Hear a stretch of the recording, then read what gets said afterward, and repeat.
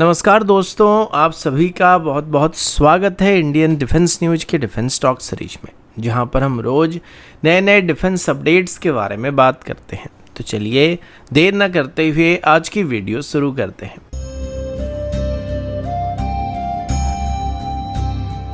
आज की पहली अपडेट रैम्पेज मिसाइल की तरफ से है। दोस्तों, आप सभी को पता होगा कि ऑपरेशन सिंदूर में भारत की तरफ से रैम्पेज मिसाइल का इस्तेमाल करके पाकिस्तान की यूएवी हैंगर को स्ट्राइक किया गया था। हालांकि एक इजरायली ओरिजिन सिस्टम है जिसे पहले इंपोर्ट किया गया था, लेकिन अभी इसकी सक्सेस को देखने के बाद इंडियन एयरफोर्स की तरफ से अभी इस मिसाइल को फुल टेक्नोलॉजी ट्रांसफर के साथ हासिल करने की कोशिश किया जा रहा है।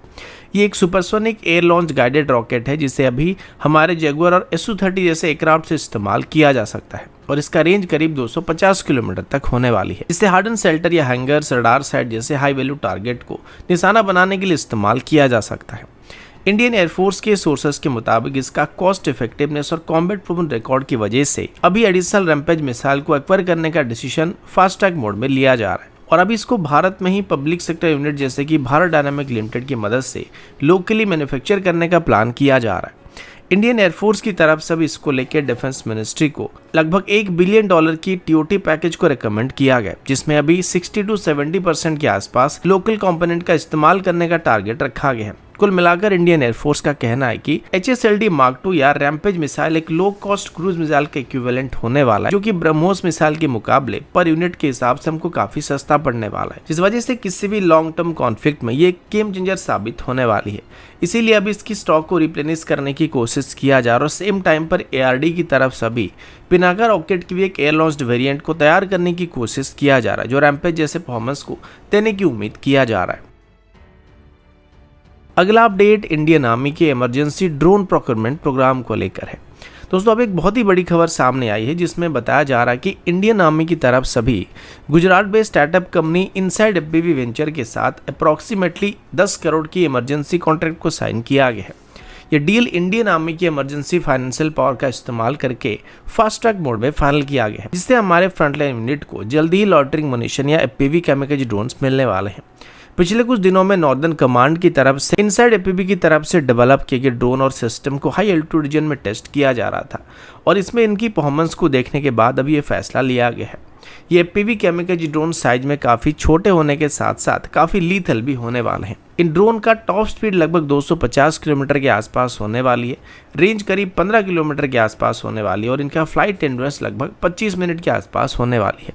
इसके अलावा ये ड्रोन 1 से 2 kg के आसपास पेलोड को भी कैरी कर सकते हैं, जिसमें एक्सप्लोसिव ग्रेनेड या फिर एंटी टैंक वॉरेट का इस्तेमाल किया जा सकता है। सबसे बड़ी बात यह कि ड्रोन GPS डिनाइड एनवायरनमेंट के अंदर भी बिना कोई दिक्कत के ऑपरेट कर सकते हैं। और एक और खास बात यह कि ड्रोन दुनिया की सबसे सस्ती FPV बैटल ड्रोन होने वाली, क्योंकि इनसाइड FPV की तरफ से दिए गए डाटा के मुताबिक इनका पर यूनिट कॉस्ट लगभग $400 के आसपास होने वाला है, जो इंपोर्टेड लॉटरिंग मुनिशन के मुकाबले 60 to 80% के आसपास सस्ता पड़ने वाला है। और अभी ऑर्डर किए गए इसके इनिशियल बैच को इंडियन आर्मी के एविएशन कोर में स्पेशल यूनिट को दिया जाने वाला है और अगर परफॉर्मेंस अच्छा रहा तो आगे चल के इसको लार्जर नंबर में इंडियन आर्मी में इंडक्ट करने का प्लान भी किया जा रहा है। अगला अपडेट भारत और आर्मेनिया के बीच होने वाले एक मैसिव डिफेंस डील को लेकर है।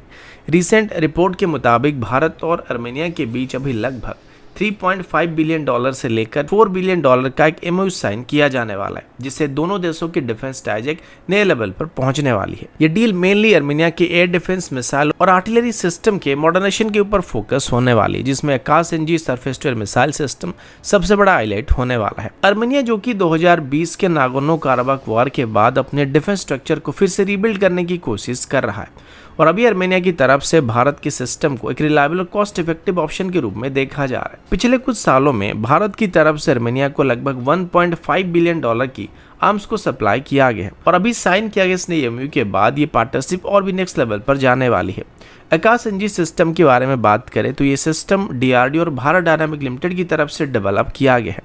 जो कि आकाश 1S सिस्टम का एक अपग्रेडेड वेरिएंट होने वाला है। आकाश एनजी का एंगेजमेंट रेंज करीब 70 टू 80 किलोमीटर के आसपास होने वाली, जो कि पहले के वेरिएंट में 30 से 40 किलोमीटर के आसपास हुआ करता था। इसमें indigenous multi function radar system के साथ साथ 360 डिग्री कवरेज भी मौजूद होने वाली, साथ ही इसमें एक टाइम पर 9 टारगेट को एंगेज करने की कैपेबिलिटी भी मौजूद होने वाली है। इसमें एक solid fuel ramjet boosted motor का इस्तेमाल किया जा रहा है, जो कि मार्क 2.5 तक की स्पीड को हासिल कर सकता है और ये लो आरसीएस वाले ड्रोन, क्रूज मिसाइल और टैक्टिकल बैलिस्टिक टारगेट को भी आसानी से एंगेज कर सकता है। आर्मेनिया की तरफ से पहले भी $720 मिलियन की कीमत में 15 आकाश स्वानेस बैटरी को 2022 के आसपास एक्वायर किया गया था और अभी वो आकाश एनजी को अपनी एग्जिस्टिंग सिस्टम के साथ इंटीग्रेट करना चाहते हैं। रिपोर्ट्स के मुताबिक आर्मेनिया की तरफ सभी 4 से 6 आकाश एनजी बैटरी को खरीदने का प्लान किया जा रहा है, जिसका एस्टिमेटेड वैल्यू $800 मिलियन से लेकर $1 बिलियन के बीच होने की उम्मीद किया जा रहा है। एयर डिफेंस सिस्टम के साथ साथ आर्मेनिया की तरफ से अभी अपनी आर्टिलरी कैपेबिलिटी को भी बूस्ट करने की कोशिश किया जा रहा है, जिसमें वो भी डीआरडीओ की तरफ से डेवलप किए गए 155 mm स्टैंडर्ड की advance towed artillery gun system या एटीजीएस को एक्वायर करने की कोशिश करने वाले हैं।